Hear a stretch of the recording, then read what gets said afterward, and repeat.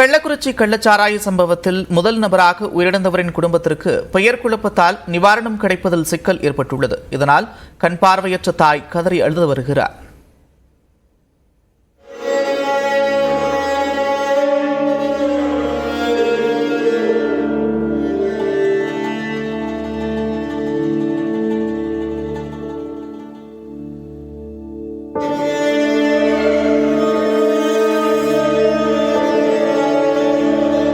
கள்ளக்குறிச்சி கருணாபுரம் காட்டுநாயக்கர் தெருவை சேர்ந்த மண்ணாங்கட்டி என்பவரின் மகன் சுரேஷ். தந்தை உயிரிழந்த நிலையில் பார்வைத்திறன் அற்ற தாயுடன் வசித்து வந்த சுரேஷ் மார்க்கெட் பகுதியில் சுமை தூக்கும் தொழிலாளியாக வேலை செய்து வந்தார். கள்ளச்சாராயம் அருந்திய சுரேஷ் தான் முதலாக கள்ளக்குறிச்சி அரசு மருத்துவமனைக்கு கொண்டு செல்லப்பட்டார்.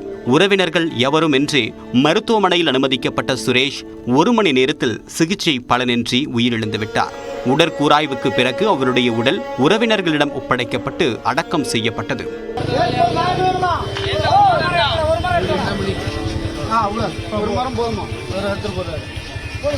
45 வயதான சுரேஷுக்கு திருமணம் ஆகவில்லை.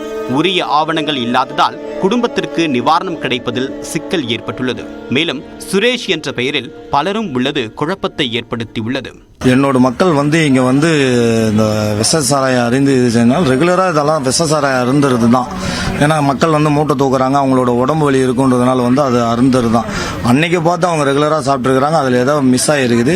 சுரேஷ் என்றவர் முத இது இறந்தாரு. அவர் ரிப்போர்ட் இன்னும் வரல. அவர் இன்னும் நிவாரணம் இன்னும் வரல. அந்த அம்மாவுக்கு அந்த நிவாரணம் வாங்கி விட்டீங்கன்னா அது கொஞ்சம் நல்லா இருக்கும்.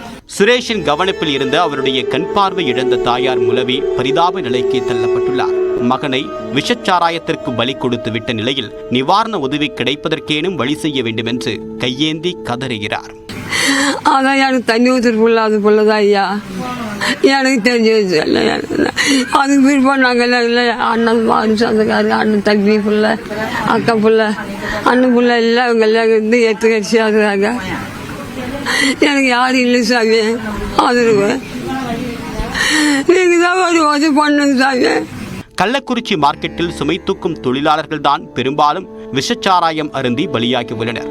முதலில் உயிரிழந்த சுரேஷுக்கு நிவாரண உதவி கிடைக்க அரசு ஆவண செய்ய வேண்டும் என்பதே அந்த குடும்பத்தின் எதிர்பார்ப்பு.